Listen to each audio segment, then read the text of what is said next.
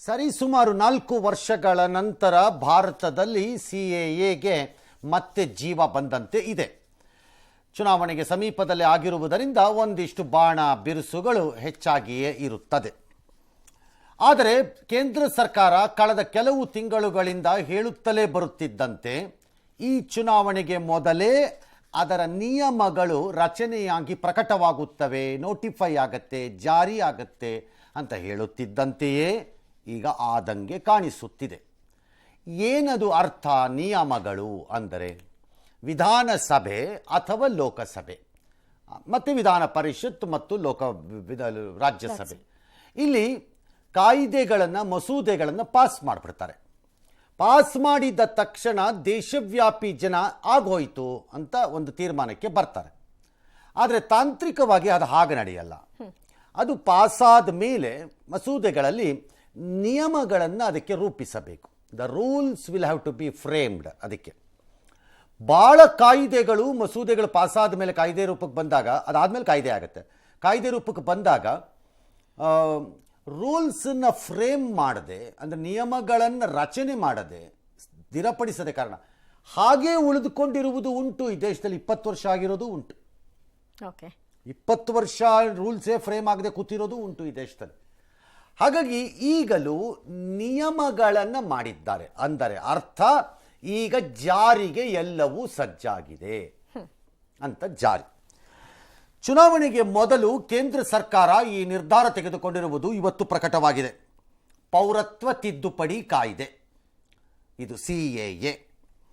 ಈ ಸಂಬಂಧ ಕೇಂದ್ರ ಗೃಹ ಸಚಿವಾಲಯ ತನ್ನ ಅಧಿಸೂಚನೆಯನ್ನು ಹೊರಡಿಸಿದೆ. 1955ರ ಕಾಯ್ದೆಗೆ 2016ರಲ್ಲಿ ಮೋದಿ ಸರ್ಕಾರ ತಿದ್ದುಪಡಿ ತಂದು ಸಂಸತ್ತಲ್ಲಿ ಮಂಡಿಸಲು ನೋಡಿತ್ತು.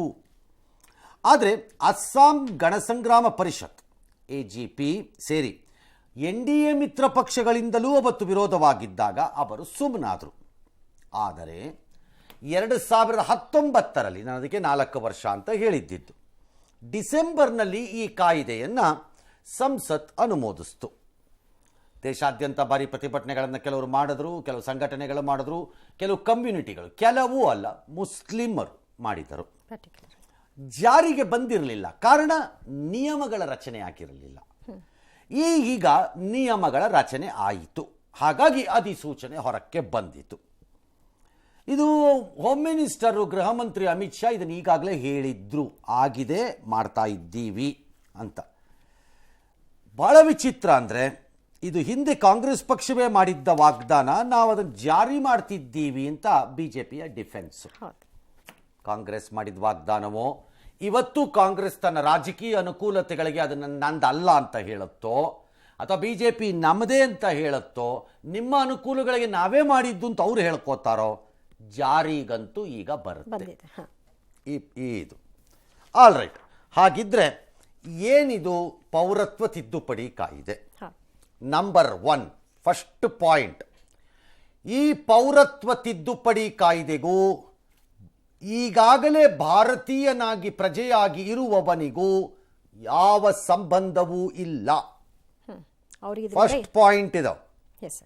ಈ ದೇಶದ ಒಳಗಡೆ ಕಾನೂನಿನ ಪ್ರಕಾರ, ನಿಯಮಗಳ ಪ್ರಕಾರ ಯಾರ್ಯಾರು ಹುಟ್ಟಿನಿಂದಲೂ ಅಥವಾ ಆ ನಂತರ ನಮ್ಮ ಪೌರತ್ವವನ್ನು ಅಪ್ಪಿಕೊಂಡಿರುವ ಇತರೆ ಮಾರ್ಗಗಳಿಂದ ಅಪ್ಪಿಕೊಂಡಿರುವುದರಿಂದಲೂ ಇದ್ದರೆ ಅವರಿಗೂ ಇದಕ್ಕೂ ಯಾವ ಸಂಬಂಧವೂ ಇಲ್ಲ. ಅದು ಹಿಂದೂ ಆದರೂ ಹೌದು, ಮುಸ್ಲಿಂ ಆದರೂ ಹೌದು, ಕ್ರೈಸ್ತರಾದರೂ ಹೌದು, ಯಾರಾದರೂ ಹೌದು. ಅಂದರೆ ಅರ್ಥ ಪಾಯಿಂಟ್ ನಂಬರ್ 2, ಈ ಕಾಯ್ದೆ ದೇಶದ ಒಳಗಿರುವ ಅನುಮಾನಗಳ ಪ್ರಕಾರ ಕೆಲವರಿಗೆ ಮುಸ್ಲಿಮರಿಗೇನೋ ತೊಂದರೆಯಾದೀತು, ಯಾವ ಭಾರತೀಯ ಮುಸ್ಲಿಂ ಪ್ರಜೆಯಾಗಿದ್ದಾರೋ ಅವರಿಗೆ ಇದಕ್ಕೂ ಸಂಬಂಧವಿಲ್ಲ. ಹಾಗಿದ್ದರೆ ಇದು ಏನು ಪ್ರಶ್ನೆ? ನಮಗೆ ಸಂಬಂಧವಿಲ್ಲದಿದ್ದ ಮೇಲೆ ನಾವ್ಯಾಕೆ ಕಾಯ್ದೆ ಮಾಡಬೇಕು ಅಂತಿದ್ದರೆ, 3 ದೇಶಗಳಿಂದ ನಮ್ಮ ದೇಶದ ಒಳಕ್ಕೆ ಬರಲು ವಲಸೆ ಬರುವವರಿಗೆ ಈ ನಿಯಮವನ್ನು ತಂದಿರುವುದು 2014ರ ಪೂರ್ವದಲ್ಲಿ, ನಂತರದಲ್ಲಿ ಪೂರ್ವದಲ್ಲಿ. ಯಾವ್ಯಾವುದು ದೇಶ? ಪಾಕಿಸ್ತಾನ, ಬಾಂಗ್ಲಾದೇಶ ಹಾಗೂ ಅಫ್ಘಾನಿಸ್ತಾನ. ಯಾರಿಗೆ ಇದು ಹಾಗಿದ್ದರೆ ಮುಸ್ಲಿಮರಿಗೆ ಏಕೆ ಸಮಸ್ಯೆ? ಭಾರತೀಯ ಮುಸ್ಲಿಮರಿಗೂ ಇದಕ್ಕೂ ಸಂಬಂಧವಿಲ್ಲ ಅಂದಮೇಲೆ ಅವ್ರು ಯಾಕೆ ಬೊಬ್ಬೆ ಹೊಡಿಬೇಕು ಇದಕ್ಕೆ? ಬಹಳ ಸರಳ. ಈ ಮೂರೂ ದೇಶಗಳಲ್ಲಿರುವ ಮುಸ್ಲಿಮೇತರರಿಗೆ ಇದು ಅನ್ವಯ ಆಗತ್ತೆ. ಈ ಪೌರತ್ವ ಕಾಯ್ದೆ ಅವ್ರ ಆ ನಿಯಮದ ಪ್ರಕಾರ ಅವ್ರು ಅಪ್ಲೈ ಮಾಡಿ ತಗೋಬಹುದು. ಯಾರು? ಮುಸ್ಲಿಮರೇತರರು. ಅವರು ರಕ್ಷಣೆಗೋಸ್ಕರ ಭಾರತವನ್ನು ಬಯಸಿ ಬರಬಹುದು. ಯಾರದು? ಪಾಕಿಸ್ತಾನದಲ್ಲಿರುವ ಹಿಂದೂಗಳು, ಅಫ್ಘಾನಿಸ್ತಾನದಲ್ಲಿರುವ ಸಿಖ್ಖರು, ಬಾಂಗ್ಲಾದೇಶದಲ್ಲಿರುವ ಬಂಗಾಲಿಗಳು, ಯಾರೋ ಇವರು ಬರಬಹುದು. ಹಾಗಿದ್ದರೆ ಅಲ್ಲಿಂದ ಮುಸ್ಲಿಮರು ಬರುವಂತಿಲ್ಲ. ಯಾಕೆ? ಈ ಕಮ್ಯುನಿಟಿಗಳು ಏನೇನು ಹೇಳದೆ ಅಂದರೆ ಕ್ರೈಸ್ತರು, ಜೈನರು, ಸಿಖ್ಖರು, ಪಾರ್ಸಿಗಳು, ಬೌದ್ಧರು, ಇವರೆಲ್ಲ ಏನಿದ್ದಾರೆ ಇವರಿಗೆ ಈ ರೀತಿ ಶರಣಾಗತಿ ಬಯಸಿ ಬರಲು ಹೋಗುವಲು ಇನ್ನೆಲ್ಲೂ ದೇಶ ಇಲ್ಲ. ಇರೋದು ಭಾರತ ಒಂದೇ. ಅಂದರೆ ಹಿಂದೂಗಳು, ಹಿಂದೂ, ಸಿಖ್ ಧರ್ಮ, ಜೈನು ಡ್ಯಾಶ್ ಡ್ಯಾಶ್ ಡ್ಯಾಶ್, ಇನ್ಯಾವುದೂ ಇಲ್ಲ. ಮುಸ್ಲಿಮರದ್ದು ಹಾಗಲ್ಲ.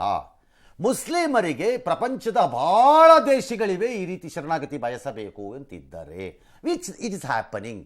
ಇರಾನಿಂದ ಹೋಗಿ ಬಯಸ್ತಾರೆ, ಟರ್ಕಿಯಿಂದ ಹೊಟ್ಟೋಗ್ತಾರೆ, ಸಿರಿಯಾಯಿಂದ ಹೊಟ್ಟೋಗ್ತಾರೆ, ಹೋಗಿ ಎಲ್ಲೆಲ್ಲೋ ದೇಶದಲ್ಲಿ ಅವ್ರವ್ರ ಮುಸ್ಲಿಂ ದೇಶದಲ್ಲಿ ಸೆಟ್ಲ್ ಆಗ್ತಾರೆ. ಎಲ್ಲ ಅವಕಾಶ ಇದೆಯೋ ಅಲ್ಲಿ ಇರಬಹುದು. ಆ ಮುಸ್ಲಿಮರು ಭಾರತಕ್ಕೆ ಬಂದು ರಕ್ಷಣೆಗೋಸ್ಕರ ಪ್ಲೀಸ್ ಪ್ರೊಟೆಕ್ಟ್ ಮೀ, ಕಾಪಾಡಿ ಅಂತ ಬಂದರೆ ಅಂತ ಅಲ್ಲ.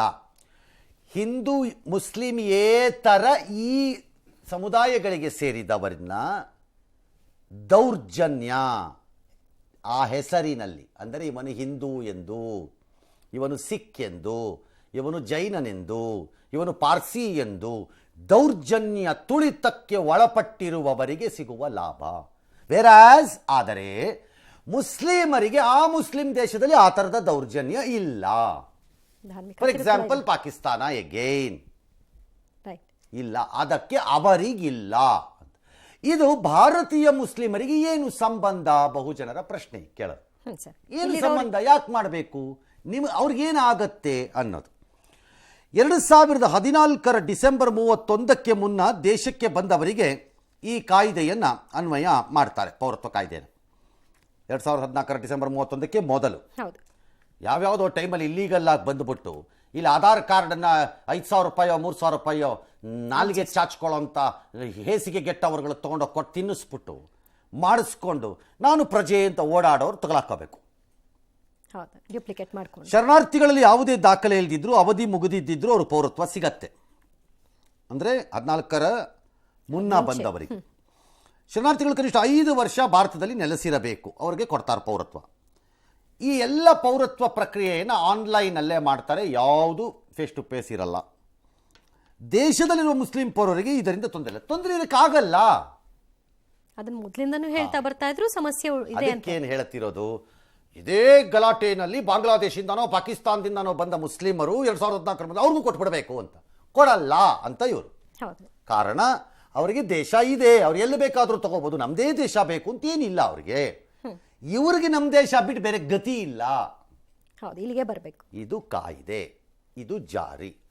ಹಾಗಿದ್ದರೆ ಇದು ಏನು ಮಾಡುತ್ತೆ? ಇಷ್ಟು ಸರಳವಾಗಿದ್ದರೆ ಯಾಕೆ ಇಷ್ಟು ಸಮಸ್ಯೆ ಆಗಬೇಕು? ಏನಕ್ಕಾಗಬೇಕು ಅಂದರೆ ರಾಜಕಾರಣ. ಇವ್ರು ಮಾಡ್ತಿರೋದು ರಾಜಕಾರಣ ಅಂತ ಅವರು. ಕಾಂಗ್ರೆಸ್ಸಿನ ನಿಲುವು ಸಿಎಎ ವಿಚಾರದಲ್ಲಿ ಹೆಚ್ಚು ಕಡಿಮೆ ಇದೇ ಇತ್ತು. ಈಗ ಅವರು ಅದನ್ನು ಮೈನಾರಿಟಿ ಅಂತ ತಿರುಗಿಸಿ ಮಗದೊಮ್ಮೆ ನಾವು ಮುಸ್ಲಿಮರನ್ನ ಮೆಚ್ಚಿಸ್ತೀವಿ ಅಂತಾನೋ ಅಥವಾ ಅವರ ಪರ ನಾವಿದ್ದೀವಿ ಅಂತಾನೋ ಎತ್ಕೋತಾ ಇದ್ದಾರೆ. ಅದನ್ನು ದೇಶದ ಜನ ಹೇಗೆ ನೋಡ್ತಾರೋ ನನಗೆ ಗೊತ್ತಿಲ್ಲ. ಎಸ್ ಸರ್, ಸಂವಿಧಾನದ ಜಾತ್ಯತೀತ ತತ್ವದ ಉಲ್ಲಂಘನೆ ಆಗ್ತಾ ಇದೆ, ಇದು ಮುಸ್ಲಿಮರಿಗೆ ಅವಕಾಶ ಮಾಡಿಕೊಡದೆ ಅಂತ ಒಂದು ಚರ್ಚೆ ಇದೆ ಸರ್. ಜಾತ್ಯತೀತ ತತ್ವ ಇದೆ ಅನ್ನೋ ಕಾರಣಕ್ಕೆ ಪ್ರಪಂಚದಲ್ಲಿರುವವರನ್ನೆಲ್ಲ ಭಾರತಕ್ಕೆ ಸ್ವಾಗತಿಸಬೇಕು ಅಂತ ಎಲ್ಲರ ನಿಯಮ ಇದೆಯಾ? ಇಲ್ಲ.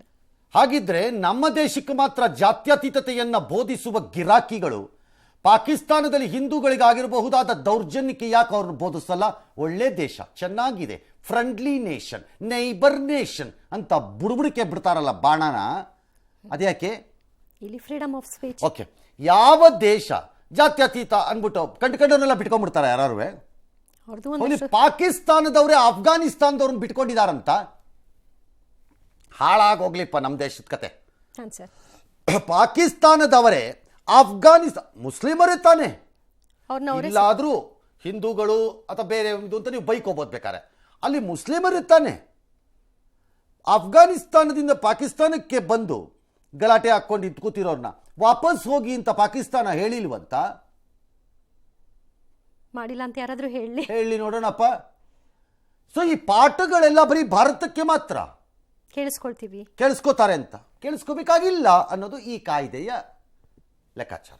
ಎಸ್, ನಿರೀಕ್ಷೆಯಂತೆ ಎನ್ಡಿಎ ಇತರ ಪಕ್ಷಗಳಿಂದ ಸಿಎಎ ತೀವ್ರ ವಿರೋಧ ವ್ಯಕ್ತವಾಗ್ತಾ ಇದೆ. ಕಾಂಗ್ರೆಸ್ ಪಕ್ಷ ಮೋದಿ ಸರ್ಕಾರದ ವಿರುದ್ಧ ಮುಗಿಬಿದ್ದಿದೆ. ಇದು ಎಲೆಕ್ಷನ್ನಲ್ಲಿ ಕೋಮು ಧ್ರುವೀಕರಣ ಮಾಡುವ ಕೇಂದ್ರದ ಕುತಂತ್ರ ಅಷ್ಟೇ. ವಿಶೇಷವಾಗಿ ಬಂಗಾಳ, ಅಸ್ಸಾಂನಲ್ಲಿ ಕೋಮು ಧ್ರುವೀಕರಣದ ಮೂಲಕ ಹೆಚ್ಚಿನ ಸ್ಥಾನ ಗಳಿಸಲು ಕೇಂದ್ರ ನಡೆಸಿರುವಂತಹ ಷಡ್ಯಂತ್ರದ ಭಾಗ ಇದು. ಎಲೆಕ್ಷನ್ ಬಾಂಡ್ ಹಗರಣವನ್ನು ಮರೆಮಾಚಲು, ಮೋದಿಯ ಸುಳ್ಳುಗಳ ಪ್ರದರ್ಶನ ಮಾಡಲು ಸಿಎಎ ಜಾರಿಗೆ ತರಲಾಗ್ತಾ ಇದೆ. ಇದನ್ನು ನಾವು ವಿರೋಧ ಮಾಡ್ತೀವಿ ಅಂತ ಕಾಂಗ್ರೆಸ್ನ ಜಯರಾಮ್ ರಮೇಶ್ ಟ್ವೀಟ್ ಮಾಡಿದ್ದಾರೆ. ಬಂಗಾಳದ ಮಮತಾ ಬ್ಯಾನರ್ಜಿ, ಕೇರಳದ ಪಿನರಯಿ ವಿಜಯನ್ ಇಬ್ಬರು ಅದನ್ನೇ ಹೇಳ್ಕೊಂಡಿದ್ದಾರೆ, ನಾವು ಜಾರಿ ಮಾಡಕ್ ಬಿಡಲ್ಲ. ನೀವು ಯಾರು ಜಾರಿ ಮಾಡಕ್ ಬಿಡಕ್ಕೂ ಬಿಡದೇ ಇರೋದಕ್ಕೂ ಪೌರತ್ವವನ್ನು ನೀವೇನ್ ಕೊಡಕ್ ಬರಲ್ವಲ್ಲ. It's a domain of the government of India. ಅದು ಅವರ ಅಧಿಕಾರ ವ್ಯಾಪ್ತಿಗೆ ಬರುವಂತದ್ದು. ನೀವೇನ್ ಕೊಡಕ್ ಬರಲ್ವಲ್ಲ, ನೀವೇನ್ ಜಾರಿಗೆ ತರೋದನ್ನ ಮಣ್ಣು ತರದೇ ಇರೋದು ಹಂಗ್ ಮಾಡ್ಲಿಕ್ಕೆ ಬರುತ್ತೆ. ಅದೇನ್ ಬರ್ಬಿಡುತ್ತೆ? ಕಾನೂನು ಮೇಲೆ ಕಾನೂನೇ, ಎಲ್ಲರಿಗೂ ಒಂದೇ.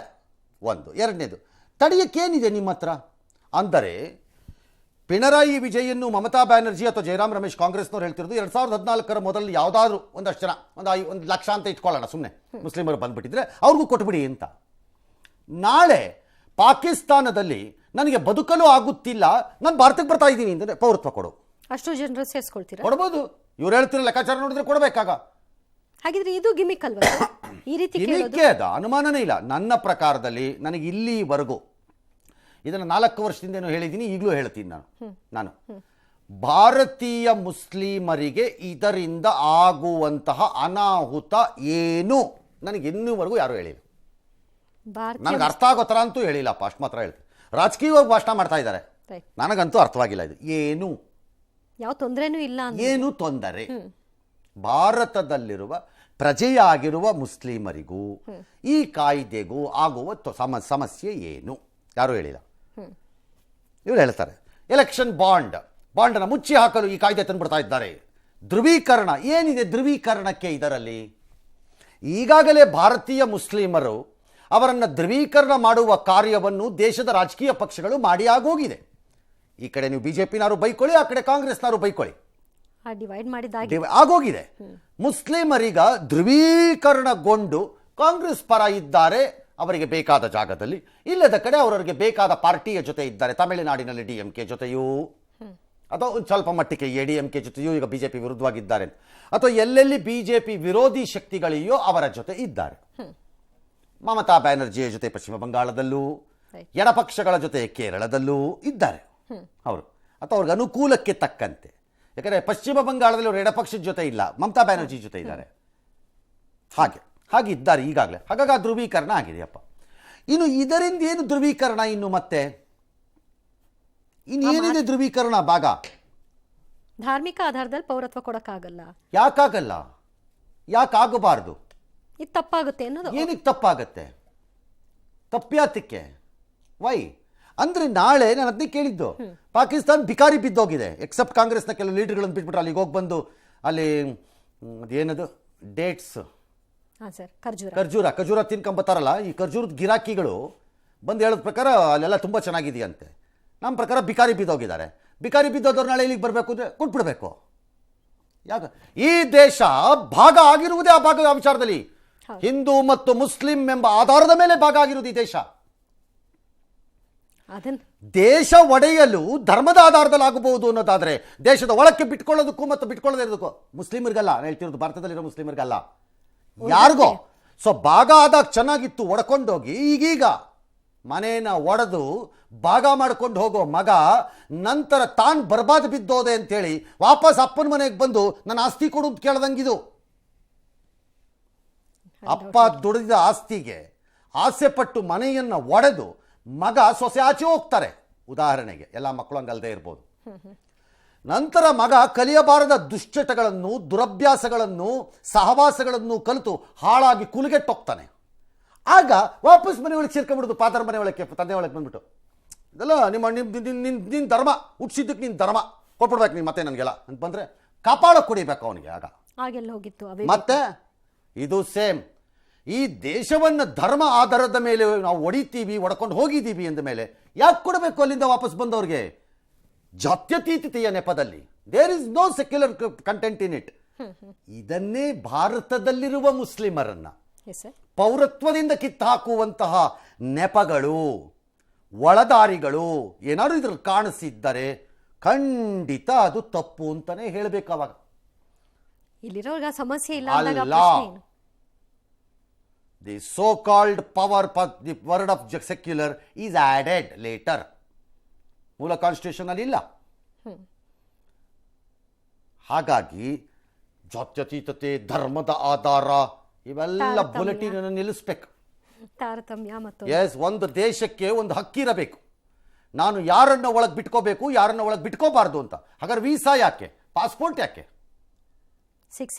ಯಾರು ಎಲ್ಲಿ ಬೇಕಾದ್ರೂ ಒಪ್ಕೊಳ್ಳಿ ಬಿಡಿ. ಎಸ್, ಅಮೆರಿಕದಂಥ ದೊಡ್ಡ ದೇಶಗಳು ಬೆಲೆ ಯಾಕೆ ಆಗ್ತಾ ಇದ್ದಾರಂತೆ, ಅಥವಾ ಎಲ್ಲರೂ ಡಿಪೋರ್ಟ್ ಮಾಡಿ ಆಚೆ ಆಗ್ತೀವಿ ಅಂತ ಯಾಕಂತಾರಂತೆ. ಆ ಪಾಕಿಸ್ತಾನದವ್ರು ಅಫ್ಘಾನಿಸ್ತಾನಕ್ಕೆ ಯಾಕೆ ಕಳಿಸ್ತಾರಂತೆ, ಸಿರಿಯಾನವ್ರು ಇನ್ನೊಂದು ಕಡೆಗೆ ಹೋಗಿ ಅಂತ ಯಾಕೆ ಹೇಳ್ತಾರಂತೆ? ವೈ ಇಂಥ ವಿಷಯಗಳಲ್ಲಿ ಮೆಣಸಿನಕಾಯ್ದು ಸರ್. ನಿರೀಕ್ಷೆಯಂತೆ ವಿರೋಧ ಆಯ್ತಲ್ವಾ? ಮೆಣಸಿನ್ಕಾಯಿ ಕತೆಗೆ ಹೋಗೋಣ. ಓಕೆ, ಈಗ CAA ಒಂಥರ ಮೆಣಸಿನ್ಕಾಯಿ ಬಿಟ್ಟಿದೆ ಕೆಲವರಿಗೆ ಘಾಟ್ ಆಗಿ. ಕೆಲವರು ಕೆಮ್ತಿದ್ದಾರೆ, ಕೆಲವರು ಅಕ್ಷಿ ಮಾಡ್ತಿದ್ದಾರೆ, ಕೆಲವರು ಓಡಾಡ್ತಿದ್ದಾರೆ ಸುಟ್ಕೊಂಡು. ಮೆಣಸಿನ್ಕಾಯಿ ಬಿಟ್ಟಂಗೇನೆ ಅದೀಗ ಘಾಟ್. ಇಲ್ಲಿ ನಿಜವಾದ ಮೆಣಸಿನಕಾಯಿ ಘಾಟನ್ನು ಎಬ್ಬಿಸಿದೆ ಬ್ಯಾಡಗಿಯ ಮೆಣಸಿನಕಾಯಿ ಮಾರುಕಟ್ಟೆಯಲ್ಲಿ. ಹಿಂಸಾಚಾರ, ಧಾರಣೆ ದಿಢೀರ್ ಕುಸಿತವಾದ ಕಾರಣ ರೊಚ್ಚಿಗೆದ್ದ ಸಾವಿರಾರು ರೈತರು APMC ಆಡಳಿತ ಕಚೇರಿ ಮೇಲೆ ಕಲ್ಲು ತೂರಾಟವನ್ನು ಮಾಡಿದ್ದಾರೆ. ಕಚೇರಿಗೆ ಬೆಂಕಿ ಹಾಕ್ಬಿಟ್ಟಿದ್ದಾರೆ. 6 ಕಾರು, ಜೀಪು, ಒಂದು ಅಗ್ನಿಶಾಮಕ ವಾಹನ, 3 ಬೈಕುಗಳು, ಇದೆಲ್ಲದಕ್ಕೂ ಬೆಂಕಿ ಹಾಕ್ಬಿಟ್ಟಿದ್ದಾರೆ. ಸಿಕ್ಕಿದ್ದನ್ನೆಲ್ಲ ಆಕ್ರೋಶಿತ ರೈತರು ಮಾಡಿ ಹೊಡೆದಾಕ್ಬಿಟ್ಟಿದ್ದಾರೆ. ಗಲಾಟೆ ವಿಡಿಯೋಗಳು ಸಿಕ್ಕಬಾರ್ದು ಅಂದ್ಕೊಂಡು CCTV ಕ್ಯಾಮ್ರಾಗಳನ್ನು ಹೊಡೆದಾಕಿದ್ದಾರೆ. ದಾಂಧಲೆಯನ್ನು ಚಿತ್ರೀಕರಿಸಲು ಮುಂದಾದ ಖಾಸಗಿ ವಾಹಿನಿ ಛಾಯಾಗ್ರಾಹಕನನ್ನು ಹಿಡಿದು ಥಳಿಸಿದ್ದಾರೆ. ಖಾಸಗಿ ವಾಹಿನಿ ಛಾಯಾಗ್ರಾಹಕನ ಥಳಿಸಿದ್ದವನನ್ನು ಮಾತ್ರ ಹುಡುಕಿಬಿಟ್ಟು ಥಳಿಸ್ಬೇಕು. ಅವನಿಗೆ ಅವನು ಯಾರಾಗಿರಲಿ ತಲೆಗೆ ಸ್ಟಿಚ್ ಹಾಕ್ಸಿದಾರಂತೆ. ಅದೇ ಅವನನ್ನು ಕರ್ಕೊಂಬಂದು ಅವನಿಗೂ ಬುರ್ರ ಹೊಡಿಬೇಕು ಮಾಡಿದವನಿಗೆ. ಎಲ್ಲ ಇರುತ್ತೆ ಕ್ಯಾಮ್ರಾನಲ್ಲಿ. ಸ್ಥಳಕ್ಕೆ ದೌಡಾಯಿಸಿದ ಪೊಲೀಸರು ಪರಿಸ್ಥಿತಿ ನಿಯಂತ್ರಿಸೋದಕ್ಕೆ ಲಾಠಿ ಬೀಸಿದ್ದಾರೆ, ಕೆಲವ್ರನ್ನ ಬಂಧಿಸಿದ್ದಾರೆ. ಹಲವರು ಗಾಯಗೊಂಡಿದ್ದಾರೆ, ಪೊಲೀಸರು ಕೂಡ. ಸ್ಥಳಕ್ಕೆ ಅಧಿಕಾರಿಗಳೆಲ್ಲ ಹೋಗಿದ್ದಾರೆ. ಈಗ ಪರಿಸ್ಥಿತಿ ನಿಯಂತ್ರಣದಲ್ಲಿ ಇದೆಯಂತೆ, ಬಂದೋಬಸ್ತ್ ಮಾಡ್ತಿದ್ದಾರಂತೆ. ಯಾಕಿದು? ಕಳೆದೊಂದು ವಾರದಿಂದ ಅಲ್ಲಿ ಮೆಣಸಿನಕಾಯಿ ರೇಟು ಸುಮಾರು ಒಂದು 20,000ವರೆಗೂ ಇತ್ತಂತೆ. ಬಟ್ ಮೆಣಸಿನಕಾಯಿ ಅರೈವಲ್ ರೈಸ್ ಆಯ್ತಂತೆ, ಅಂದರೆ ಹೆಚ್ಚು ಮಾಲ್ ಒಳಕ್ಕೆ ಬಂದಿದೆ. ಪರಿಣಾಮ ಅದು 12,000 ರೂಪಾಯಿಗೆ ಇಳಿದಿದೆ. ಟಡಕ್ ಅಂತ ಒಂದು 8,000 ರೂಪಾಯಿಗೆ ಹೋಗಿದೆ. ಇದರಿಂದ ಅವ್ರು ಸಿಟ್ಟಿಗೆ ಬಂದುಬಿಟ್ಟಿದ್ದಾರೆ. ಈ ಮಧ್ಯಾಹ್ನ DC ಕರೆದು ರೀಟೆಂಡರ್ ಅಂತ ಹೇಳಿದಾರಂತೆ. ಗೃಹ ಮಂತ್ರಿಗಳು ಹೇಳ್ತಾರೆ, ದರ ಕುಸಿತ ಈ ಮಾರ್ಕೆಟಲ್ಲಿ ಒಂದರಲ್ಲೇ ಆಗಿದೆಯಾ, ಯಾಕಾಯಿತು ಏನು ಅಂತ ಕ್ರಮ ತಗೋತೀವಿ ಅಂತ ಹೇಳಿದ್ದಾರೆ. ದಟ್ಸ್ ಓಕೆ, ಕ್ರಮ ತಗೋಬೋದು ಅದನ್ನು. ಆ ಮಾರ್ಕೆಟ್ ಒಂದರಲ್ಲೇ ಆಯ್ತಾ, ಯಾರದ್ದಾದ್ರೂ ಪಿತೂರಿ ಇದೆಯಾ, ಯಾರಾದ್ರೂ ಎಲ್ಲ ಗುಂಪು ಕಟ್ಕೊಂಡು ಇಳಿಸಿಸ್ಬಿಟ್ರ ರೇಟನ್ನು ವರ್ತಕರುಗಳು ಅಥವಾ ಏಜೆಂಟ್ಗಳು ಅಥವಾ ಖರೀದಿದಾರರು, ಅದನ್ನು ಮಾಡ್ಬೋದು, ಚೆಕ್ ಮಾಡ್ಬೋದು. ಬಟ್ ಈ ಪರಿಪ್ರಮಾಣದಲ್ಲಿ ಹಿಂಸಾಚಾರವನ್ನು ಮಾಡಿದಾಗ ಅದಕ್ಕೆ ಯಾರೂ ಜವಾಬ್ದಾರಿ ಇಲ್ಲ ಅಂತ ಆಗಬಾರ್ದು. ಎಲ್ಲ ಸಾರ್ವಜನಿಕ ಆಸ್ತಿನಾಸ್ತಿಯೂ ಒಂದೇ, ಆಸ್ತಿ ಪಾಸ್ತಿ ನಾಶವೂ ಒಂದೇ, ಅದರಲ್ಲಿ ಯಾವ ಅನುಮಾನನೂ ಇಲ್ಲ. ಉದ್ದೇಶ ಏನೋ ಇರಬಹುದು. You cannot selectively defend violence ಅನ್ನು. ಆಯ್ದ ಪ್ರಕಾರದಲ್ಲಿ ವಯಲೆನ್ಸ್ ಅನ್ನ ಅವನು ಮಾಡಿದರೆ ಮರ್ಡರ್ ಅಲ್ಲ, ಇವನು ಮಾಡಿದರೆ ಮಾತ್ರ ಮರ್ಡರ್ ಅಂತ ಮಾಡಕ್ ಬರಲ್ಲ. ಲಾಸೇ. ಯಾರು ಕಿಡಿಗೇಡಿಗಳ ರೂಪದಲ್ಲಿ ಬಂದು ರೈತರೇನೋ ಅಥವಾ ಬೇರೆಯವ್ರ ಹೆಸರಲ್ಲಿ ಬಂದೋ ಗೊತ್ತಿಲ್ಲ ಮಾಡಿದ್ದಾರೋ ಅವ್ರ ಮೇಲೆ ಕ್ರಮ ಆಗಬೇಕು. ಪ್ಲಸ್ ಈ ಇನ್ಕ್ವೈರಿ ಇಸ್ ವೆರಿ ಇಂಪಾರ್ಟೆಂಟ್. ಆ ಮಾರ್ಕೆಟಲ್ಲಿ ಒಂದರಲ್ಲೇ ಆಗಿದೆಯಾ, ಯಾಕಾಯಿತು ಅಂತ. ಮೆಣಸಿನಕಾಯಿ ರೈತರ ರೋಷಾಗ್ನಿಯನ್ನು ನೀವು ನೋಡ್ತಾ ಇದ್ದೀರಿ ದೃಶ್ಯಾವಳಿನಲ್ಲಿ. ಈಗ ಹೇಗೆ ಅವರು ಉದ್ರಿಕ್ತಗೊಂಡಿದ್ದಾರೆ, ಭಾಳ ಸಹಜವಾಗಿ ಉದ್ರಿಕ್ತಗೊಂಡಿರ್ತಾರೆ. ಕಾರಣ ಲೆಕ್ಕಾಚಾರ ಹಾಕ್ಕೊಂಡು ತಂದಿರ್ತಾರೆ, ವಿಚಾರಿಸಿರ್ತಾರೆ ಮಾರ್ಕೆಟಲ್ಲಿ ರೇಟ್ ಏನಿದೆ ಅಂತ. ಮಾರ್ಕೆಟಿಗೆ ತಂದಾಗ ಹಿಂಗೆ ಅಂದ ತಕ್ಷಣ ಅಷ್ಟು ದಿನ ಕಷ್ಟಪಟ್ಟಿರ್ತಾರೆ, ಹಗಲು ರಾತ್ರಿ ಕಷ್ಟಪಟ್ಟಿರ್ತಾರೆ. ಅದು ಈ ಕಾಲದಲ್ಲಂತೂ ಮಳೆ ಇಲ್ಲದೆ ಇರೋ ಸಂದರ್ಭದಲ್ಲಿ ಏನೇನೋ ಮಾಡಬಾರ್ದೆಲ್ಲ ಮಾಡಿಕೊಂಡು ಮುಕ್ಕರ್ಕೊಂಡು ಮಾಡ್ಕೊಂಬಂದಿರ್ತಾರೆ. ಹಾಗಾಗಿ ದಬಕ್ಕಂತ ಬೀಳುತ್ತು ಅಂತಂದರೆ ಜೀವನೇ ಹೋದಂಗೆ ಆಗ್ಬಿಡುತ್ತೆ. ಯಾರೊಬ್ರು ಹೇಳ್ತಿದ್ರೆ ನಾವೇನು ಕಳ್ಮಾಲ ತರ್ತಾ ಇದ್ದೀವಿ, ನಿಯತ್ತಾಗಿ ಅದನ್ನ ಬೆಳೆದಿದ್ದೀವಿ. ನಿಯತ್ತಾಗೇ ಬೆಳೆದಿದ್ದೀರಿ, ನೀವು ಕಳಮಾಲ್ ತಂದಿದ್ದೀರಿ ಅಂತ ಯಾರೂ ಹೇಳ್ತಿಲ್ಲ. ಆದರೆ ಇದು ವಯಲೆನ್ಸ್ ಪಾರ್ಟನ್ನು ಯಾರೂ ಡಿಫೆಂಡ್ ಮಾಡೋಕ್ಕಾಗಲ್ಲ, ಅದಾಗಲ್ಲ. ಯಾರು ಕಳಮಾಲ್ ತಂದಿದ್ದಾರೆ ಅಂತಲ್ಲಿ ಹೇಳಿಲ್ಲ. ಅಥವಾ ನಿಯತ್ತಾಗಿ ದುಡ್ದಿಲ್ಲ ಅಂತ ಇನ್ಯಾರ್ದೋ ಹೊಲಕ್ಕೆ ಹೋಗ್ಬಿಟ್ಟು ನೀವು ಕಿತ್ಕೊಂಡ್ಬಂದ್ಬಿಟ್ಟಿದ್ದೀರಿ ಅಂತ ಅವನಾರು ಹೇಳಿದ್ರೆ ಕೇಳ್ತಾನ? APMC ಕಚೇರಿಗೆ ಕಲ್ಲು ತೂರಾಟವನ್ನು ನಡೆಸಿದ್ದಾರೆ. ಆ ನಂತರ ಅಲ್ಲಿಗೆ ನಿಂತಿದ್ದಿದ್ರೂ ಅವರ ಆಕ್ರೋಶ ಒಂದು ಲೆವೆಲ್ಗೆ ಆಗ್ತಿತ್ತೇನೋ. ಆದರೆ ಅಲ್ಲಿಂದ ಮುಂದಕ್ಕೆ ಹೋಗಿದ್ದಾರೆ. APMC ಕಚೇರಿಗೆ ನುಗ್ಗಿ ಅದಕ್ಕೆ ಬೆಂಕಿ ಹಾಕಿದ್ದಾರೆ. ಆಲ್ರೆಡಿ ಯಾರದ್ದದು APMC ಕಚೇರಿ? ಅವ್ರದ್ದೇ, ರೈತರದ್ದೇ ಕಾಸು. ನಿಮ್ಮ ಬೆಳೆ ದುಡ್ಡಲ್ಲೇ ಕಮಿಷನ್ ಹಿಡಿದ್ಬಿಟ್ಟು ಅವ್ರು ಕಟ್ಟಿರೋದು APMCನ. ಕಾರಿಗೆ ಆಮೇಲೆ ಬೆಂಕಿ ಹಚ್ಚಿದ್ದಾರೆ. ಯಾರ ಕಾರ್ ಅದು ಗೊತ್ತಿಲ್ಲ ನನಗೆ, ಅದು ಯಾರ ಕಾರು ಅಂತ. ಆಫೀಸರೇ ಕಾರೋ ಅಥವಾ ಯಾರು ವರ್ತಕರ ಕಾರೋ ಅಥವಾ ಯಾರು ರೈತರದೇ ಕಾರಾ ಗೊತ್ತಿಲ್ಲ. ಸುಟ್ಟು ಕಾರ್ಕಲಾಗಿ ಹೋಗಿದೆ ಆ ಕಾರು. ಅಗ್ನಿಶಾಮಕ ದಳದವರು ಬಂದಿದ್ದಾರೆ, ಅದಕ್ಕೂ ಬೆಂಕಿ ಹಾಕಿದ್ದಾರೆ. That's unacceptable. ನನ್ನ ಪ್ರಕಾರ ಒಪ್ಪಬಾರದು. ಒಂದು ಇತಿಮಿತಿ ಇರಬೇಕಿತ್ತು. 10 ಬೈಕನ್ನು ಸುಟ್ಟಾಕಿದ್ದಾರೆ. ಬೈಕ್ ಯಾರದ್ದು ಗೊತ್ತಿಲ್ಲ. ಬಡಿಗೆ ಹಿಡ್ಕೊಂಡು ನಿಂತಿದ್ದಾರೆ, ಹೊಡೆದಾಕ್ತೀವಿ ಅಂತ. ಆಲ್ ರೈಟ್, ಈಗ ಇದೆಲ್ಲ ಮಾಡಿದ್ದಾರೆ, ನಾನು ಒಪ್ಕೋತೀನಿ. ಬಟ್ ಪಾಯಿಂಟ್ ಈಸ್, ಬೆಲೆ ಕೇಳೋದು, ಬೆಲೆ ಗಲಾಟೆ ಮಾಡೋದು ಅಥವಾ ಪ್ರತಿಭಟನೆ ಮಾಡೋದು, ಆ ರೀತಿ ದಬ ಅಂತ ಕೆಳಗೆ ಬಿದ್ದಾಗ ಅನ್ನೋದು ತಪ್ಪು ಅನ್ನೋಕ್ಕಾಗಲ್ಲ. ಬಟ್ ಈ ವಯಲೆನ್ಸನ್ನು ಯಾರು ಡಿಫೆಂಡ್ ಮಾಡ್ಕೋತಾರೆ? ಹಿಂಸೇನೀಗ ಯಾರು ಸರಿ ಅಂತ ಹೇಳಲಿಕ್ಕೆ ಸಾಧ್ಯ ಇಲ್ವಲ್ಲ ಸರ್. ಅರ್ಥ ಏನು ಹೇಳ್ತಾರೆ ಈಗ? ಉದ್ರಿಕ್ತ ಗುಂಪಲ್ಲಿ ಗೋವಿಂದ ಅಂತ ಮಾಡಿಬಿಟ್ಟಿದ್ದಾರೆ, ಗೊತ್ತಾಗಿಲ್ಲ ಇವ್ರುಗಳಿಗೆ ಅಂತ. ಬಟ್ ಹಂಗೆ ಆಗೋಕ್ಕಾಗಲ್ಲ. ಅದು ವೈಲೆನ್ಸ್ ವಿಲ್ ಬಿ ವೈಲೆನ್ಸ್ ಅಷ್ಟೇ. ರೇಟ್ ಬಗ್ಗೆ ಇದು ಗಲಾಟೆ ಸ್ಟಾರ್ಟ್ ಆಗಿತ್ತು. ಇದು ನಮ್ಮ ಸ್ಟಾಫ್ಗೆ ಕೂಡ ಇಂಜರಿ ಆಗಿದೆ. 3 ಸ್ಟಾಫ್ ಮತ್ತು 1 ಪತ್ರಕಾರಿಗೆ ಕೂಡ ಇಂಜರಿ ಆಗಿದೆ. ಬಟ್ ಈಗ ಎಲ್ಲ ಸಿಚುವೇಶನ್ ಕಂಟ್ರೋಲಲ್ಲಿ ಇದೆ. ಸುಮಾರು ಜನ ಕಸ್ಟಡಿಯಲ್ಲಿ ಇದ್ದಾರೆ. ಎಲ್ಲ ಇನ್ವೆಸ್ಟಿಗೇಷನಲ್ಲಿ ಆಗುತ್ತೆ. ನೋಡಿ, 20,000ದಿಂದ 8,000ಕ್ಕೆ ಒಂದೇ ದಿವಸದಲ್ಲಿ ಬೆಲೆ ಬಿದ್ದು ಹೋಗಿದೆ. ಒಂದೇ ಒಂದು APMCಯಲ್ಲಿ ಆಗಿದೆಯಾ ಅಥವಾ ಎಲ್ಲ ಆ ಭಾಗದ ಎಲ್ಲ APMCಗಳಲ್ಲಿ ಆಗಿದೆಯಾ ಅದನ್ನ ಚೆಕ್ ಮಾಡ್ತಾ ಇದ್ದೀವಿ. ರೈತರುಗಳು ಆ APMC ಕಚೇರಿಗೆ ಎಲ್ಲ ನುಗ್ಗಿ ಫರ್ನಿಚರ್ಸ್ನೆಲ್ಲ ಹೊಡೆದಾಕಿದ್ದಾರೆ. ಆಮೇಲೆ 2 ವೆಹಿಕಲ್ಸ್ಗಳನ್ನ ಸುಟ್ಟಿದ್ದಾರೆ. ಯಾತಕ್ಕೋಸ್ಕರ ಇದು ಇಷ್ಟು ದಿಢೀರ್ ಅಂತೇಳಿ ಈ ಬೆಲೆ ಕುಸಿಯೋದಕ್ಕೆ ಏನ್ ಕಾರಣ ಅಂತೇಳಿ ತಿಳ್ಕೊಳ್ಳೋದಕ್ಕೆ ಈಗಾಗಲೇ ಮಾನ್ಯ ಮುಖ್ಯಮಂತ್ರಿಗಳು ಕೂಡ ತಿಳಿಸಿದ್ದಾರೆ. ಅದನ್ನ ತಿಳ್ಕೊಂಡು ಆನಂತರ ಕ್ರಮ ತಗೊಳ್ಳಿ. ಬ್ಯಾಡಗಿನಲ್ಲಿ ಕಡ್ಡಿ, ಡಬ್ಬಿ ಮತ್ತು ಗುಂಟೂರು 3 ವೆರೈಟಿ ಇದಾವೆ. ಈ ಗುಂಟೂರು ಅನ್ನೋ ವೆರೈಟಿ ಏನಿದೆ ಇದು ಹೈಬ್ರಿಡ್ ಅಂದ್ಬಳಕೆ ಇದಕ್ಕೆ ಸ್ವಲ್ಪ ರೇಟ್ ಬಿದ್ದಿದೆ. ಗುಂಟೂರನ್ನ ಜಾಸ್ತಿ ಬೆಳಿಲಿಕ್ಕೆ ಶುರು ಮಾಡಿದ್ದಾರೆ. ಜನರು ಪ್ಯಾನಿಕ್ ಆಗಿದ್ದಾರೆ, ಅಂದ್ರೆ ಸ್ವಲ್ಪ ಭಯ ಪಟ್ಟಿದ್ದಾರೆ. ಕಾನೂನನ್ನ ಕೈನಲ್ಲಿ ತೆಗೆದುಕೊಂಡು ಪ್ರತಿಭಟನೆ ಮಾಡಿದ್ದಾರೆ. ನಾನು ರೈತರಲ್ಲಿ ವಿನಂತಿ ಮಾಡ್ಕೋತೀನಿ, ತಾವು ಶಾಂತಿಯುತವಾಗಿ ಮಾತುಕತೆಗೆ ಬನ್ನಿ. ವೆರೈಟಿಗಳಿರತ್ವೆ, ವೆರೈಟಿಗಳಿದ್ರೂ ಎಲ್ಲ ವೆರೈಟಿ ರೇಟು ಒಂದೇ ಸರಿಗೆ ಬೀಳಬೇಕು ಅಂತಿಲ್ಲ. ಇದು ನನಗೆ ಮೆಣಸಿನ್ಕಾಯಿದು ಇದು ಫಸ್ಟ್ ಟೈಮ್ ಹಿಂಗೆ ಕಾಣಿಸ್ತಾ ಇರೋದು. ನಾವು ಟೊಮಾಟೋನಲ್ಲಿ ಈ ಆಟ ನೋಡ್ತೀವಿ, ರಸ್ತೆಗೆ ಹಾಕಿ ಅಲ್ಲ, ಅದು ಪ್ರತಿಭಟನೆ. ರೇಟಿಂಗ್ ಆಗೋದು, ವಿಪರೀತವಾದ ಏತಾಪಾತದ ಆಟ ಆಡೋದನ್ನ ನೋಡಿದ್ದೀವಿ ಬಹಳ ಸರಿ. ಹಿಂದೆ ಈಗ ಸ್ಟೆಬಿಲೈಸ್ ಆಗಿರಬೇಕು ಅಂದ್ಕೊಂಡಿದ್ದೀನಿ, ನಾನು ವಿಚಾರಿಸ್ಕೋಬೇಕು. ನಾವು ಚಿಕ್ಕವರಿದ್ದಾಗ ಹೋಗ್ತಾ ಇದ್ದಂತಹ ತಂಬಾಕು ಮಾರುಕಟ್ಟೆಯಲ್ಲಿ ಈ ರೀತಿ ಏತಾಪಾತ ಆಟಗಳನ್ನು ನಾವು ನೋಡಿದ್ದೀವಿ, ಕೇಳಿಸ್ಕೊಂಡಿದ್ದೀವಿ. ಅಟ್ಲೀಸ್ಟು ಚಿಕ್ಕ ಹುಡುಗರು, ಹಂಗಾಗಿ ನಮ್ಗೆ ಅರ್ಥವಾಗ್ತಿರಲಿಲ್ಲ, ಜಾಸ್ತಿ ಅನ್ಸುತ್ತೆ. ಇವತ್ತು ಬೇಲ್ ತೊಗೊಂಡೋದ್ರೆ ಹಿಂಗಾಯ್ತು ರೇಟು, ಮಾರನೇ ದಿನ 3 ದಿನ ಬಿಟ್ಕೊಂಡೋದ್ರೆ ಬೇಲ್ ರೇಟ್ ಹಿಂಗೆ ಆಗ್ತಿದೆಯಂತೆ, ಫಸ್ಟ್ ಗ್ರೇಡು ಗೋಲ್ಡ್ ಇದ್ರದ್ದು ಎಲೆದು ಹಿಂಗೆ ಆಗ್ತಿದೆಯಂತೆ, ಈ ಎಲೆದು ಹಂಗೆ ಆಗ್ತಿದೆಯಂತೆ, ಆ ಬೇಲ್ ಹಿಂಗೆ ಆಗ್ತಿದೆಯಂತೆ, ಈ ಬೇಲ್ ಹಿಂಗೆ ಆಗ್ತಿದೆ ಅಂತ ಕೇಳಿದ್ದೀವಿ. ಇದನ್ನು ನಾವು ಕೇಳಿಲ್ಲ ಅಂತಲ್ಲ. ಹಾಗಾಗಿ ಅಗ್ರಿಕಲ್ಚರಲ್ ಪ್ರಾಡಕ್ಟ್ಸಲ್ಲಿ ಈ ಥರ ಕುಸಿತ ಆಗಿರೋದು ಉಂಟು. But that is not becomes, ಅದು ಎಕ್ಸ್ಕ್ಯೂಸ್ ಆಗಬಾರ್ದಷ್ಟೇ ಈ ಟೈಪ್ ಆಫ್ ವಯಲೆನ್ಸ್ಗೆ. ದಟ್ ಇಸ್ ದಿ ಪ್ರಾಬ್ಲಮ್ ಇವಾಗ ಇಲ್ಲಿ. ಎಸ್, ನೋಡೋಣ ಅದೇನು ಮಾಡ್ತಾರೆ ಅಂತ. ಯಾತಕ್ಕೆ ಸ್ಟೆಬಿಲೈಸ್ ಆಗಲಿಲ್ಲ ಮಾರ್ಕೆಟ್ ರೇಟ್ ಅದು ಅಂತ ನೋಡೋಣ, ಚೆಕ್ ಮಾಡ್ಸೋಣ. ಬಟ್ ಒಂದಂತೂ ನಿಜ, ಒನ್ಸ್ ಕಾರ್ಟೆಲ್ಗಳು ಬಿಲ್ಡ್ ಆಗಿಬಿಟ್ರೆ ವರ್ತಕರ ಒಳಗಡೆ, ಬಿಕಾಸ್ ಹಿಂದೆ ಎಲ್ಲ ಟೊಬ್ಯಾಕೋ ಮಾರ್ಕೆಟಲ್ಲಿ ಇದ್ದಿದ್ದು ಕಾರ್ಟೆಲ್ಗಳು ಒಂದಾಗ್ಬಿಡ್ತಿದ್ದಾರೆ. ಎಲ್ಲ ಹಿಂದಿನ ದಿನ ಕೂತ್ಕೊಂಡು ಮಾತಾಡ್ಕೊಂಡ್ಬಿಡ್ತಾರೆ, ಬೇಲ್ ರೇಟ್ಸ್ ಡಿಸೈಡ್ ಮಾಡಿಬಿಟ್ಟಿರ್ತಾರೆ ಅಂತ ಆರೋಪಗಳಾಗಲ್ಲ. ಬೇಲ್ ರೇಟ್ಗಳನ್ನು ಇಷ್ಟಕ್ಕೆ ತಗೊಳ್ಳೋಣ, ಇಷ್ಟಕ್ಕೆ ಮಾಡೋಣ, ಇಷ್ಟಕ್ಕೆ ಹೋಗು, ನೀನು ಇಷ್ಟಕ್ಕೆ ಹೋಗು ಅಂತ ಮಾಡಿಬಿಡ್ತಾರೆ. ಈ ಹಳೆ ಗೌರ್ಮೆಂಟ್ ಟೆಂಡರ್ಗಳಲ್ಲಿ ಮಾಡ್ದಂಗೆ 6 ಕಾಂಟ್ರಾಕ್ಟರ್ಗಳು ಸೇರ್ಕೊಳ್ಳೋದು, 6 ಕಾಂಟ್ರಾಕ್ಟರ್ ಪ್ಯಾಕೇಜಲ್ಲಿ ಆ ಪ್ಯಾಕೇಜ್ ನೀ ತಗೋ, ಈ ಪ್ಯಾಕೇಜ್ ನೀ ತಗೋ, ಈ ಪ್ಯಾಕೇಜ್ ನೀ ತಗೋ, ನಾನು ಇದನ್ನು ಅಪೋಸ್ ಮಾಡಲ್ಲ, ನೀ ಅದನ್ನು ಅಪೋಸ್ ಮಾಡಬೇಡ ಅಂತ ಮಾಡಿ ಡೌನ್ ಮಾಡಿ ಎತ್ಬಿಡ್ತಾರೆ. ಈ ಥರ ಕಾರ್ಟೆಲ್ಗಳಾಗೋದೇನು ಹೊಸದಲ್ಲ ನಮ್ಮ ಮಾರುಕಟ್ಟೆನಲ್ಲಿ. ಇಲ್ಲಿ ಏನಾಗಿದೆ ಅಂತ ಗೊತ್ತಾಗಬೇಕಷ್ಟೇ. ಚೆಕ್ ಮಾಡಿ.